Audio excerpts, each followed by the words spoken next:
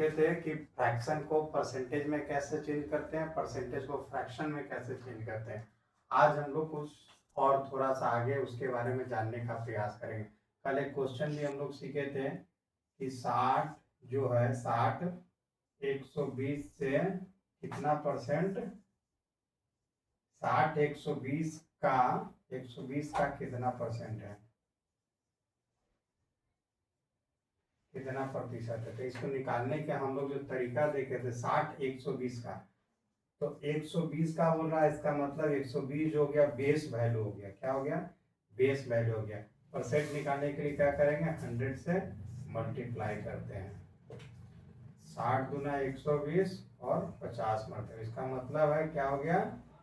50%। आइए दूसरा क्वेश्चन देखते हैं। क्वेश्चन देखते हैं 40 160 से 40 160 का कितना प्रतिशत है। 40 160 का कितना प्रतिशत। इस सवाल को करने के लिए क्या करेंगे? 40 को ऊपर लिखेंगे, 160 ये हमारा बेस वैल्यू हो गया, और हम लोग जान रहे हैं परसेंटेज निकालने के लिए 100 से मल्टीप्लाई करते हैं, 100 से मल्टीप्लाई करते हैं। इस तरीके से आप देख सकते हैं क्या हो जाएगा, 0 से 0, 4 चौक 16 और 25 टाइम चला जाएगा 100, मतलब 25%।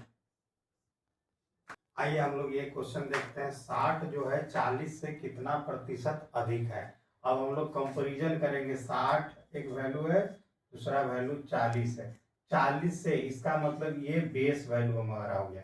40 क्या हो गया? हमारा बेस वैल्यू हो गया।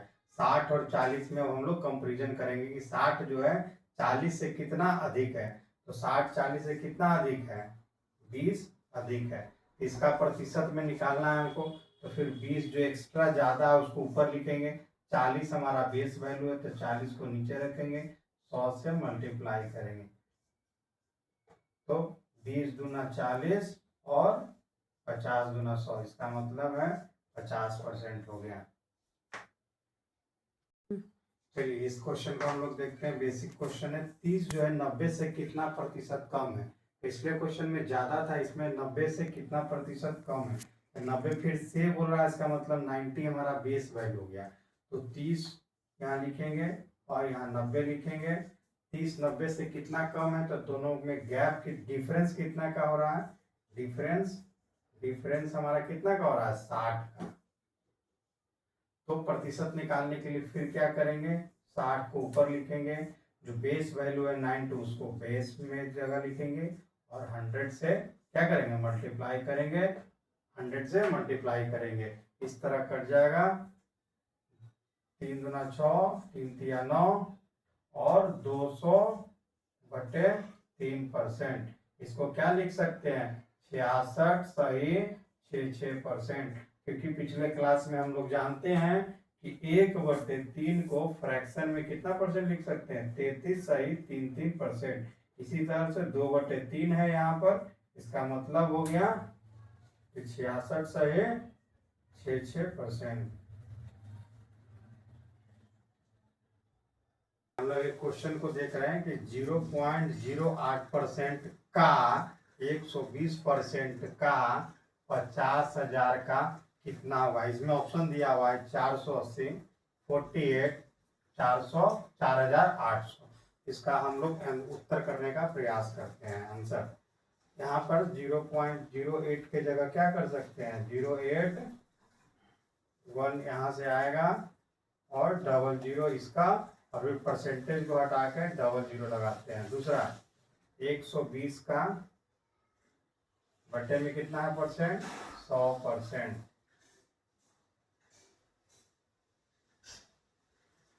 इंटू में कितना हो गया? 50,000। तो क्या हो जाएगा यहाँ से?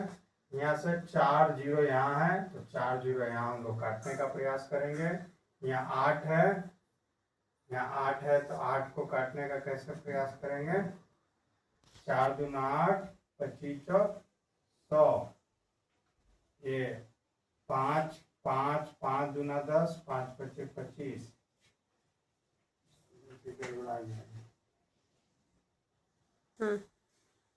5 25 25, 2 मतलब यहाँ से 5 से 5 यहाँ चला जाएगा, तो 12 दूना 24 और दूना 2। यहाँ लास्ट में क्या बच गया? 2 × 12 × 2 बोले तो 48। इस तरीके से हमारा आंसर कितना हो गया, 48 हो गया।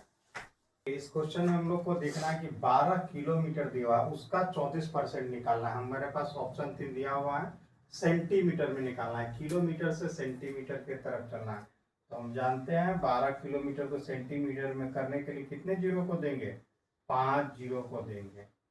मीटर में 3 और सेंटीमीटर में फिर 2, टोटल 5 जीरो हो जाएगा। और 34 को यहाँ लिखेंगे, परसेंटेज को फ्रैक्शन में लाने के लिए 100 से डिवाइड करेंगे और इस तरीके से 2 जीरो यहाँ से कट गया। 12 और 34 को गुना करेंगे तो कैसे हो जाएगा, यहाँ लिखेंगे कितना, 408,000। 12 चौक 48, 12 तिया 36 और 4 40। करने का मतलब 12 इंटू 34 को सीधा गुना करने के लिए 12 को 4 से गुना करेंगे, 12 को फिर 3 से करेंगे, 12 से 3 से करेंगे और ट्रिपल जीरो बैठा देंगे।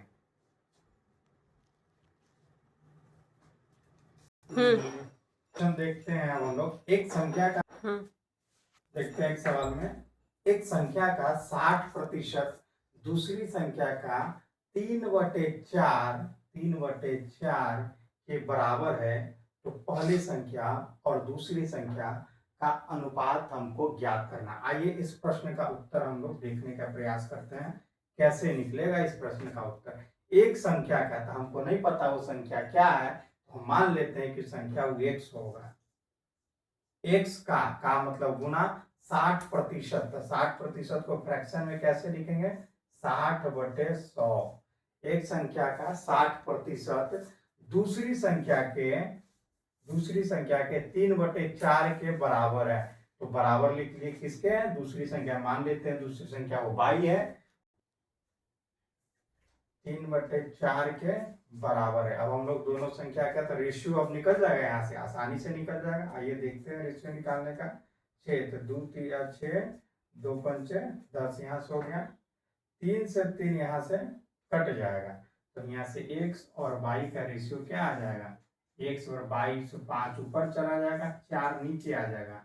x y यहाँ से नीचे आएगा और यहाँ से 5 ऊपर जाएगा, 4। मतलब x और y का जो रेशियो हो जाएगा 5:4। देखिए फिर से एक बार इस क्वेश्चन को समझिए। क्वेश्चन अच्छा है, एक संख्या का 60% दूसरी संख्या के 3/4 के बराबर है, तो पहली संख्या और दूसरी संख्या का अनुपात ज्ञात करना है। तो मानते हैं कोई संख्या x होगा, उसका 60%, तो 60/100 कर दिया, बराबर में दूसरी संख्या के 3/4, मान लीजिए दूसरी संख्या y है, उसका 3/4, दोनों को बराबर किए। यहाँ से वैल्यू इक्वेट करने के बाद x और y का जो रेशियो आता है हमारे पास 5:4 आ गया। चलिए हम लोग अब एक और क्वेश्चन को देखते हैं। कोई संख्या में 6 गुना की वृद्धि की होगी, तो मूल संख्या में कितने प्रतिशत की वृद्धि होगी। मतलब कोई संख्या को जब 6 गुना कर देते हैं हम, तो मूल संख्या में कितना प्रतिशत का वृद्धि होता है। मान लेते हैं कोई संख्या 1 था, उसमें 6 गुना कर दिया उस संख्या को, मतलब 6 गुना कर दिया मतलब संख्या 6 हो गया। इसमें वृद्धि कितना का, तो दोनों में डिफरेंस कितना का आ रहा है, 5 का। मतलब यही हमारा 5 जो है वृद्धि हो रहा है। कितना पर, बेस हमारा क्या हो जाएगा, 1 पर 5 का वृद्धि हो रहा है। यहाँ से प्रतिशत निकालने के लिए 100 से गुना कर देंगे और क्या हो जाएगा, 500%। चलिए एक क्वेश्चन हम लोग देखते हैं जो रेशियो में है, 4/5 रेशियो 5/6। इसमें कह रहा है पहली संख्या दूसरी संख्या से कितना प्रतिशत अधिक या कम है। मतलब दो रेशियो के बीच अब हमको तुलना करना होगा। तो तुलना कैसे करते हैं दो रेशियो के बीच में, 4/5 और 5/6 है। याद रखिएगा तुलना करने के लिए क्रॉस मल्टीप्लीकेशन किया जाता है। मतलब यहाँ पर A:B, ए में कितना हो जाएगा 24 हो जाएगा, बी में कितना हो जाएगा 25। याद रखिएगा दो रेशियो के बीच में जब भी तुलना करना हो तो हम लोग क्रॉस मल्टीप्लिकेशन का काम करते हैं। क्या करते हैं, क्रॉस मल्टीप्लिकेशन। यहाँ से ए 24 हो गया, बी 25 हो गया। अब इसमें डिफरेंस कितना का आ रहा है, दोनों में अंतर कितना का आ रहा है, 1 का अंतर आ रहा है। किससे हमको कह रहा है, पहली संख्या से। मतलब हमारा बेस नंबर जो होगा वो 24 होगा। बेस नंबर क्या होगा 24 गुने में 100%। निकालने के लिए कितना हो जाएगा 100/24। ओके, देखिए 1/24 को 100 करने के लिए क्या करेंगे, 6 से पहले करेंगे 6 चौक 24 और 25 चौक 100। अब 6 चौक 24 और 1, 6 चौक 24 से 25 मतलब 4 होल 1/6 जो है इसका आंसर हो जाएगा। दोनों को मेन क्या था, इसमें तुलना करना था, दो रेशियो के बीच कैसे तुलना करते हैं। ठीक है, नेक्स्ट क्वेश्चन बहुत अच्छा है, इसको ध्यान से समझना है हम लोगों को। एक संख्या के 80% और 65% का अंतर 135 है। किसका 80% और 65% का अंतर 135 है, तो उस संख्या का 49% क्या होगा, ये हमारा क्वेश्चन है। इसमें ऑप्शन 539, 392, 490 और 441 है। इसको हम लोग कैसे सॉल्यूशन करेंगे, आइए इसको टेक्निक को हम लोग देखते हैं। तो 80% और 60% का डिफरेंस कितना है 135 है। तो यहाँ से 80 और 65 का डिफरेंस हमारे पास कितना आ जाएगा 15 आ जाएगा। अब 80 और 15, ये 80 और 65 का डिफरेंस कितना आ जाएगा 15%। इसका मतलब है जो 15% वैल्यू हमको दिया गया है वो किसका वैल्यू दिया गया है, उसके बराबर ही 135 दिया गया है। क्योंकि अंतर कितना है 135 है, मतलब 15% का वैल्यू हमारे पास कितना है 135।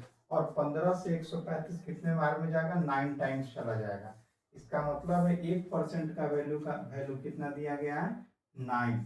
इसी तरीके से हम लोग 49% का वैल्यू निकाल सकते हैं 49। हम लोग जानते हैं 9 का एक ये 9 का एक लॉजिक है कि कोई भी किसी भी संख्या से अगर 9 को मल्टीप्लाई करते हैं तो उसका डिजिटल सम हमेशा 9 ही होता है। इसलिए 49 इंटू 9 को करेंगे तो इसका भी डिजिटल सम कितना हो जाएगा 441। 9 9 81, 9 36 और 4 44। आइए देखते हैं कि किसका, इसमें ऑप्शन से भी इस क्वेश्चन को कर सकते थे। इसमें वही आंसर होगा जिसका मल्टीपल 9 होगा। ऑप्शन पहला मैच करते हैं 5 3 डिजिटल, जिसका डिजिटल सम 9 होगा। मतलब इसमें वही ऑप्शन इसमें आंसर होगा जिसका डिजिटल सम 9 होगा। तो आइए देखते हैं किस किस का डिजिटल सम 9 होता है। 5 3 8, इसका डिजिटल सम 9 नहीं हो रहा है। 3 3 2 5, इसका भी डिजिटल सम 9 नहीं हो रहा है। 4, इसका भी डिजिटल सम 9 नहीं हो रहा है। 4 4 8 1 9, इसका डिजिटल सम 9 हो रहा है। इसका मतलब ऑप्शन से भी आंसर बन सकता था। एक संख्या जो 16% बढ़ने पर 1914 हो जाता है, तो वह संख्या क्या है, वह कौन सी संख्या है जिसको बढ़ाने 16% बढ़ाने से 1914 आता है। तो इसको बनाने के लिए हम लोग क्या ऐसे इस तरह करेंगे, 16% को पहले फ्रैक्शन में तोड़ने का प्रयास करेंगे। तो हम लोग पढ़े थे 16% को फ्रैक्शन में तोड़ने का टेक्निक क्या है, 16 को 100 से डिवाइड कर दीजिए। 4 चौक 16, 25 चौक 100, मतलब 25 हमारा बेस वैल्यू है, 4 जो ये बढ़ रहा है। इसका मतलब हो गया A/B। ए यहाँ पर कितना हो गया 25 हो गया, और B कितना हो गया 29 हो गया। इस 29 का वैल्यू कितना दिए 1914। 29 से कितना टाइम चला जाएगा 1914, 66 बार में 1914 चला जाएगा। अब 66 को 25 से गुना कर देंगे, 66 इंटू 25। तो इसका तरीका क्या है, 66 से 25 को गुना करने में 66 को 2 बार में बांटेंगे, 11 इंटू 6 गुने में 25। तो 25 छक 25 25 छक कितना होता है 150, 150 गुने में 11। तो इस तरीके से कितना हो जाएगा 15 एकम 15, 15 एकम 15, 16, 1650। इसलिए हमारा आंसर 1650 हो। फिर से इस सवाल को हम लोग समझ लीजिए एक बार फिर से अच्छे से। एक संख्या जो 16% बढ़ाने पर 1914 आता है, मतलब कोई संख्या रहा होगा उसको 16% हम बढ़ाते हैं तो 1914। हमको वही संख्या पता करना है।